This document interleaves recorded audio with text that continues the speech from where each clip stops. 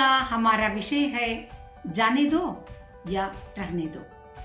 तो अंग्रेजी में यह फ्रेज हम अक्सर सुनते रहते हैं। जब भी हम उदास हुए हैं, हमारे दोस्त या पारिवारिक सदस्य हमसे कहते हैं जाने दो, लेट इट गो माँ, ऐसा हम अक्सर सुनते रहते हैं।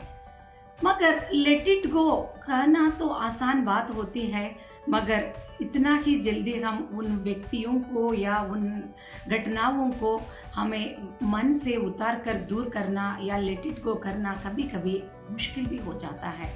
कि हम सोचते हैं कि किसी वस्तु को या किसी भी व्यक्ति को या परिस्थिति को अपने ही कंट्रोल में रखना हम सब बहुत पसंद करते हैं। और जब तक हम सोचते हैं ना, मुट्ठी बंद करके रख दिया कि हम उन परिस्थितियों पर काबू पा रहे हैं, मगर back side of the coin काबू पाने से बदले हम उस स्थिति को बलपूर्वक पकड़ने की कोशिश जब तक करते रहते हैं, तब तक वो हमें दुख देता रहता है। जब आप मुट्ठी खोलकर उस स्थिति को या उन व्यक्तियों को आप लेट इट गो कहते हुए आप उनको भी मुक्त कर दिया और उन विचारों से आप खुद मुक्त हो गए, तो जरूर एक परिवर्तन होने की संभावना यहीं से शुरू होता है। तो जाने दो कहना इतनी आसान बात नहीं है। मेरी माँ तीसरी कक्षा तक पढ़ी हुई थी और अक्सर एक जीवन के लिए उदाहरण देती थी कि वह कहा करती थी कि जीवन भी कुछ रेल यात्रा से कुछ कम नहीं है। कि एक एक स्टेशन में कोई चढ़ता है तो किसी स्टेशन में कोई उतरता है।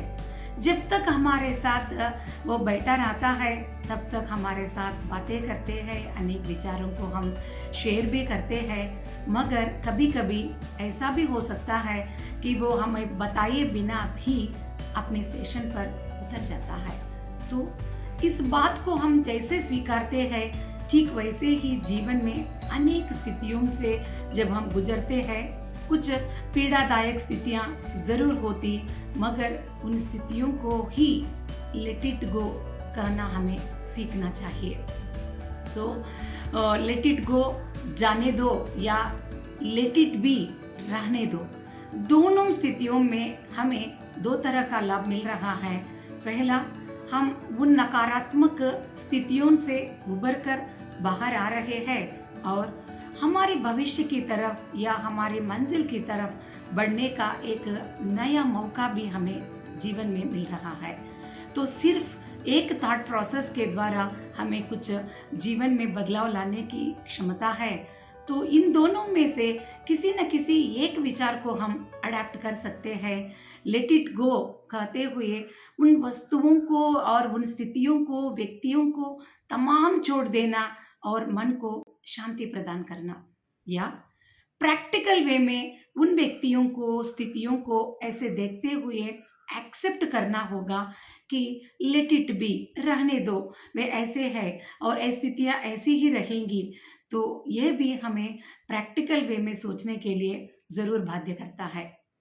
तो मैं सोचती हूँ इन दोनों में से एक स्थिति जरूर आपको भी, आपके मन को भी राहत और शांति जरूर प्रदान कर सकती है। और आपके कमेंट्स के इंतजार में मैं आपकी डॉक्टर उमा शर्मा।